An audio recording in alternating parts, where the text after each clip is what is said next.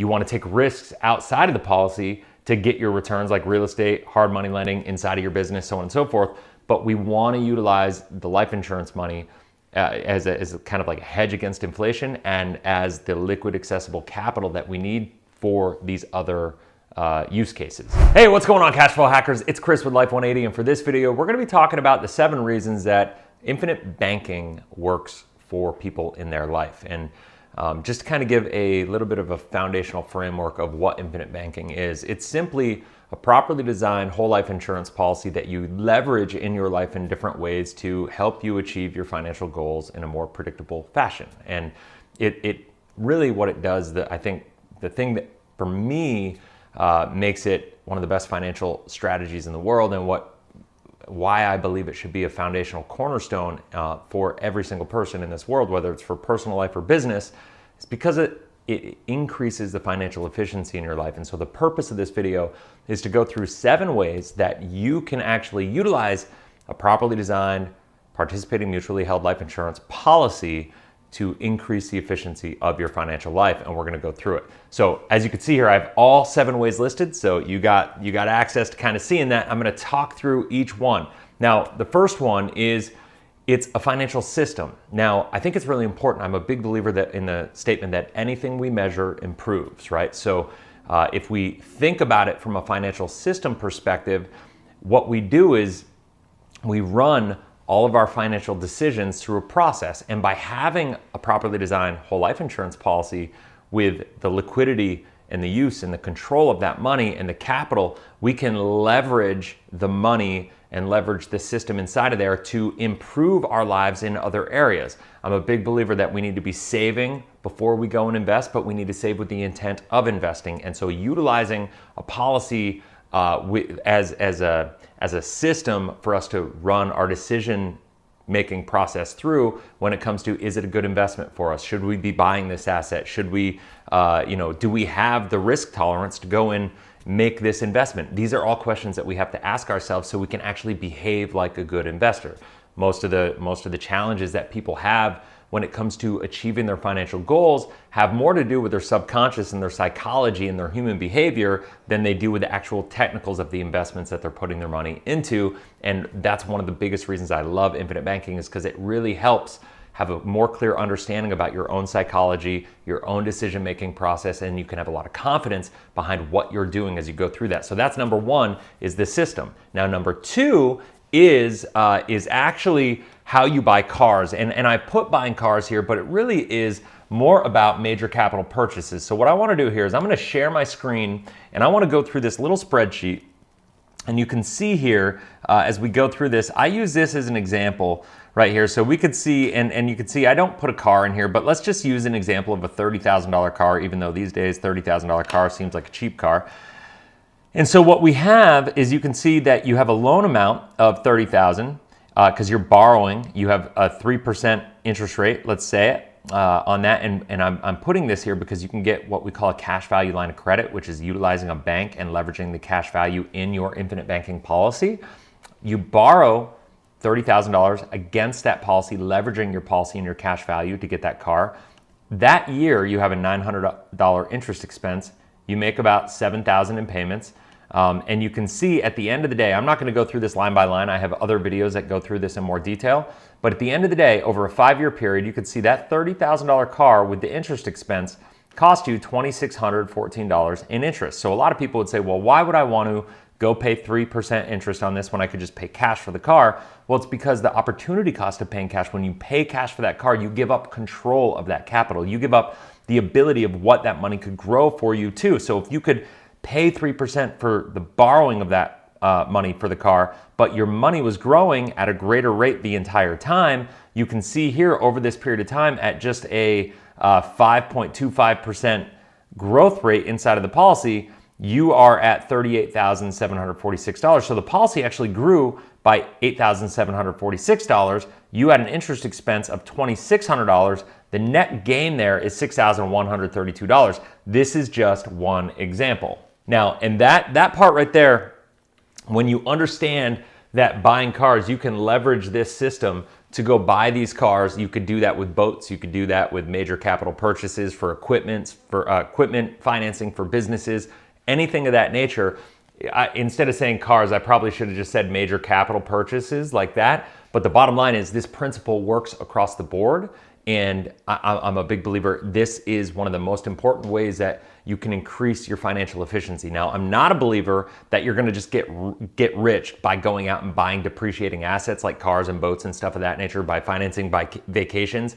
But if you're going to do that anyway, if you're going to go and take that vacation anyway, you got to buy that car anyway, you want to buy that boat, and you're going to do it no matter what, you might as well recapture some of the money that you're going to be paying anyway on those expenses and run them through a system. And that's that goes back to number one, that I was talking about, is having a financial system to make your decisions through. If you really understand all the moving parts of how money is flowing through your life, now it'll help you make a more educated decision. So now that gets us to number 3, purchasing real estate. This is one of the biggest reasons that I wrote my book, Cash Flow Hacking. It is all about utilizing a properly designed whole life insurance policy to amplify the success and the results in your real estate investment portfolio.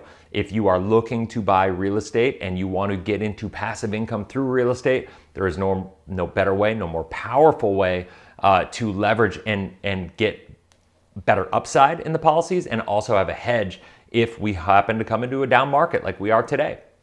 And maybe you have some depreciation in the properties from a housing value perspective because the market is softened and so on and so forth. And so if that happens, you want to have a hedge. You want to have an amplifier on the upside. It'll increase the growth, and then you have a hedge where you have a little extra recapturing of some of the losses on the bottom end. It just helps level out the curve. That's what a properly designed infinite banking policy will do when it comes to real estate or any other cash flow producing asset, right? Now, hard money lending, this is another thing that is inside of the real estate space a lot of times. Most of the time, from my experience, hard money lending has to do typically with housing, house flips, stuff of that nature. But the bottom line is, I guess hard money lending could be done in any capacity. So think about it this way. This is what I want to show you. So if for instance, if you can go out and let's say, oh, no, I don't want to do that. Let's say you are paying, hypothetically, you are paying 3%, 3 to 3.5% for access to the money, right? That is the cost of access to that money. If you could then lend it out in today's market for 12 to 15%, well, now you can see this is what you earn, right? So the spread here is what we call arbitrage. So if we could make a positive spread of anywhere between 9 and 12% positive arbitrage, that is what hard money lending is about. And the great part about hard money lending is that you can actually guarantee these loans by the asset that you're lending against. And so once again, it's about having a system, and by having your money inside of a properly designed whole life insurance policy, what's going to happen is, just like I showed you with the car example before, you lend it out, you're going to have this cost, you're going to earn the 12%, you're going to earn that arbitrage, but once that is paid back, the pool of money that you actually have to be able to operate and loan against is going to be bigger than when you started. And so it's a financial system that's going to guarantee that your wealth capacity continues to grow and grow and grow on a guaranteed basis forever. And so that's the powerful thing. Business investments, same exact concept. Like if you are an entrepreneur, you could utilize it for hard money. You could utilize a banking policy to help you grow your business. You could use it to as a capital reserve for your business, because I think every business should have a fair amount of capital reserves for the stability.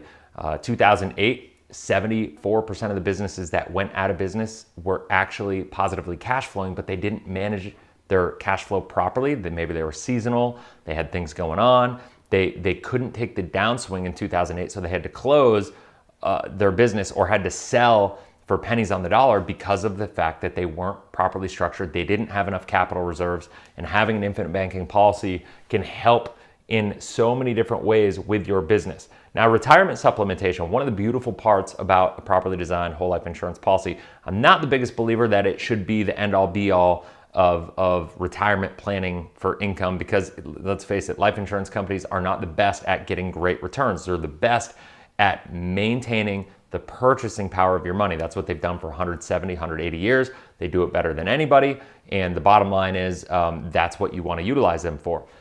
You want to take risks outside of the policy to get your returns, like real estate, hard money lending inside of your business, so on and so forth. But we want to utilize the life insurance money as a kind of like a hedge against inflation and as the liquid accessible capital that we need for these other use cases, right? And so when it comes to retirement supplementation, what we're talking about is, maybe you want a pool of money in retirement because maybe you got a lot of money that's in qualified accounts. Like most people in the United States have money in 401ks, IRAs, stuff of that nature. And so rather than having that, which is going to increase your taxable income, it's going to have negative impacts on your Social Security income, you want to have a pile of money that's going to be sitting over on the side that you can access on a tax-free basis, and it can be a great supplementation for your income. And so that is a great use of a properly designed infinite banking policy. It's going to be a little bit different for everybody, so you want to kind of see how that would play into your overall financial strategy,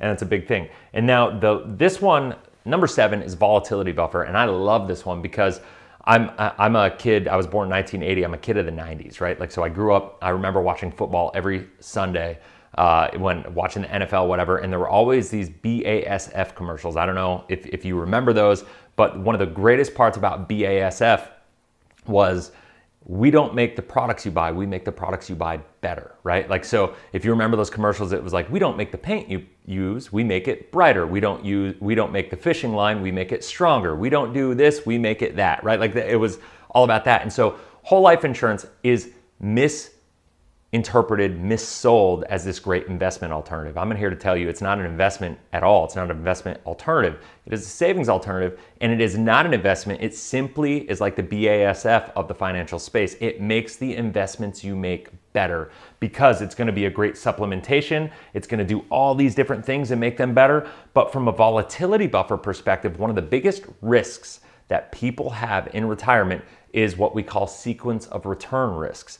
If the market tanks in retirement and you have a big contraction, it can completely derail your financial plan if you don't have a strategy and a financial asset that's there to back you up. Because one of the worst things you can do is liquidate a negatively performing asset inside of your portfolio. The beautiful part about a properly designed whole life insurance policy with an infinite banking style structure is that it's guaranteed. You're always going to have liquidity, use, and control of that money. You can utilize it, and maybe you don't use it as a retirement supplementation every year. Maybe you keep it piled up and you utilize it in those rainy day years. You utilize it when the market has these corrections and we go through these cycles, so you don't have to liquidate negatively performing assets in the rest of your portfolio. So like BASF, having a properly designed policy as a volatility buffer is going to make it so it's going to allow those other assets to perform better. You can take more risk in other areas and let it, ride the wave, so to speak. And then in a down year or two,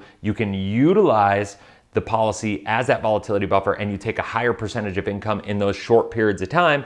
You let your other accounts recover, and then you go from there. So what I would say is those are the 7 reasons that I think everybody should have an infinite banking policy. These are the biggest ways, as I thought about it, that it makes a great impact in people's lives, that you can leverage it in different ways to accomplish your financial goals. I'm a big believer we need to save, we need to invest for cash flow, we need to compound that cash flow that's going to get us to where we want to go faster. And the bottom line is, whether you do it through real estate, whether you do it through business, whether you do it through increasing the financial efficiency of every major capital purchase that you ever make, that's what this is all about. And if you can understand that, now you're going to be able to make a more educated financial decision around kind of what you're doing moving forward. So I hope that makes sense. If you have any questions, comment in the comment section below. If you haven't already, make sure you subscribe, hit the bell, that way you get notified every time I launch a new video. And as always, have a blessed, inspirational day. We'll talk to you on the next video. Take care.